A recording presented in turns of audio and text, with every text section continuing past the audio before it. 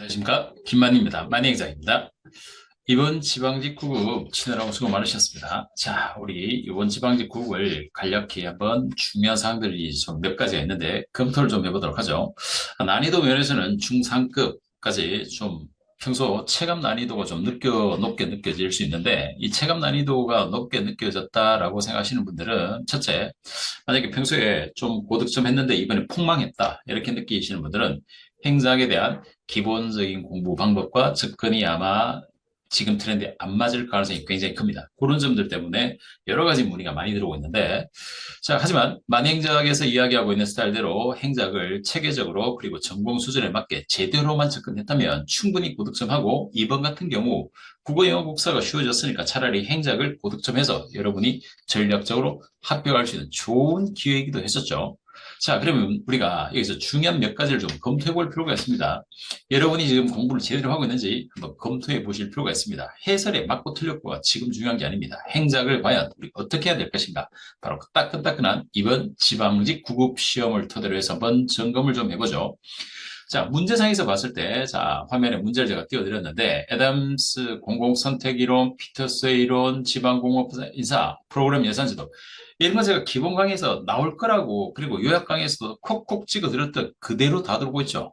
6번까지, 네, 형평성에 대한 것들도 형평성 종류가 중요하다.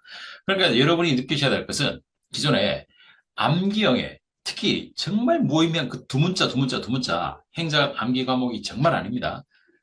이 과목은 강사가 강의를 어떻게 하냐에 따라서 행사의 접근이 완전히 달라지는, 정말 강의의 의존도, 강의의 중요성이 굉장히 중요한 과목이죠. 대충 그냥 기출문제 풀어서 하는 방식으로 했다가는 이번 시험에서 절대 고득점할 수가 없죠. 제가 말한 대로 이해 체계와 제가 말하는 그 리딩 복습 형태를 토대로 해서 체계를 잡았을 때 접근이 가능한 고득점이 나오게 됩니다.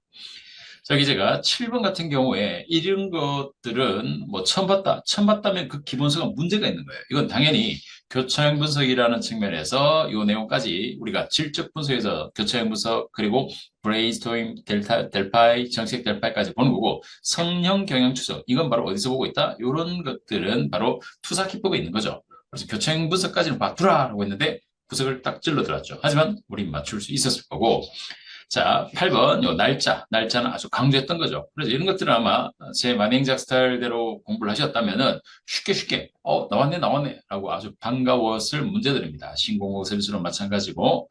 자, 11번, 정책 지휘하는 모양. 이거 나온다라고 제가 강조를 강조했었죠. 아주 중요한 트렌드라고.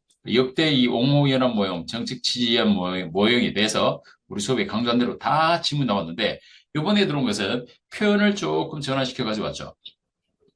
이런 식의 표현이 들어왔을 때, 과연 이런 표현을 들어왔을 때 여러분이 암기해가지고 그냥 외워가지고 기출만 계속 풀어가지고 이 기출 범위를 뛰어넘고 있습니다. 여러분 어떻게 해결하시려고?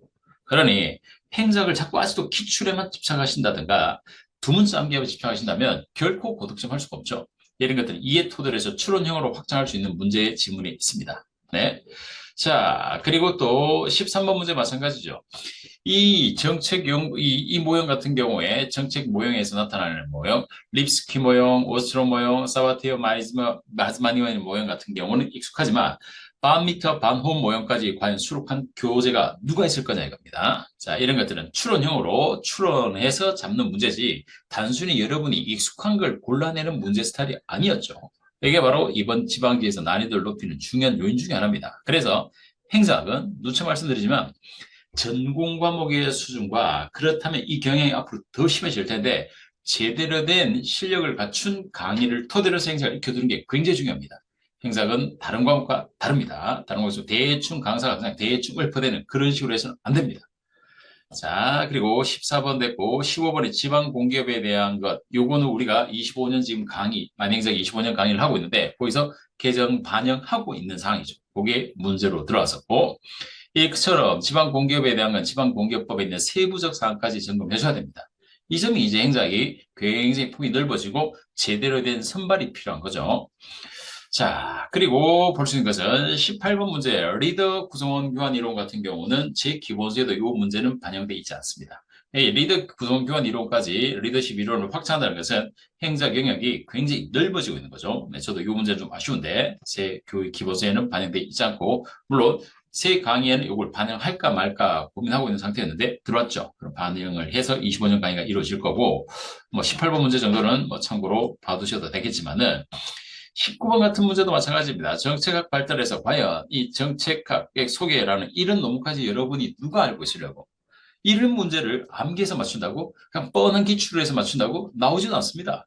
과연 어떻게 할 거냐? 그렇죠. 이게 바로 행작의 체계적 접근을 토대로 한 점핑화 과정이 필요한 거죠. 그걸 위해서는 제대로 된 강의와 체계적인 아주 완벽한 기본서를 토대로 해서 학습해 가실 필요가 있고, 행작은 제가 누차 말하지만 암기 과목 형태로 기출만 의존해서는 안 되고, 기출도 토대로 중요하지만 그 너머를 갈 수 있는 실력적인 점검이 되어야만 고득점으로 가겠죠. 20번에 있는 이러한 공공가치론의 문제는 우리가 이 개정서에서 반영돼 있고 아주 강조했던 나올 거라고 했는데 그대로 들어왔죠. 자, 그렇다면 전체적으로 봤을 때 이번 지방직 문제에서 한 문제, 리더십 문제는 논외로 치더라도 나머지 영역에서 난이도를 높인 문제가 4개 정도 들어왔었죠. 국가직과 작년과 비교했을 때는 굉장히 수준을 높여가고 있습니다. 앞으로 더 해줄 겁니다. 그러니 다시 정리한다면 이런데도 아직까지 행작을 온라인에서 휩쓸고 있는 그냥 두 문자, 행작은 암기 과목이다, 행작은 잡다다. 이러한 편견들은 다 잘못된 거죠. 네, 잘못된 건 잘못된 겁니다. 그렇게 공부해서는 절대 이런 시험에 고득점 할 수가 없습니다. 합격 못 합니다. 이제 합격을 위해서는 행작에 대한 제대로 된 전공 수준에 대한 제대로 된 강의를 토대로 해서 좋은 교재, 기본서의 체계를 갖고 있는 걸 토대로 해서 학습적 영역을 단순 암기를 넘어서서 이제 예상까지 준비하는 것이 필요합니다. 행작은 심화되고 앞으로도 확장될 겁니다. 이제 기존에 공부해서 이번 시험에서 아주 뼈저리게 느껴보신 분들은 방법론적인 측면을 바꾸시면서 접근해 갈 필요가 반드시 있게 됩니다. 자, 그리고 또 하나 희망적인 것은 이 문제에서 리더십 이론을 제외한 나머지 여러 문제가 우리 기본서와 제가 커리상에서 강의에서 다 이야기하고 있는 부분들이죠. 예비비에 대한 비율, 이거 중요하다. 꼭 강조, 그것까지 콕콕 찍어서 지금 들어오고 있죠. 출제원이 제가 강조하는 걸 그대로 반영했을까요? 거의 그런 수준들이죠. 네, 그래서 행작을 너무 어렵게 생각하지 마시고 저와 함께 제대로 된 행작에 전공 수준에 맞게 차근차근 접근해 가시면 충분히 이런 문제까지 95점까지는 도달할 수 있다라는 겁니다. 자, 자세한 사항들 Q&A 또 남겨주시면 상담을 해드릴 거고 어제 행작을 저와 함께 합격을 위한 제대로 된 공부를 해보도록 하시겠습니다.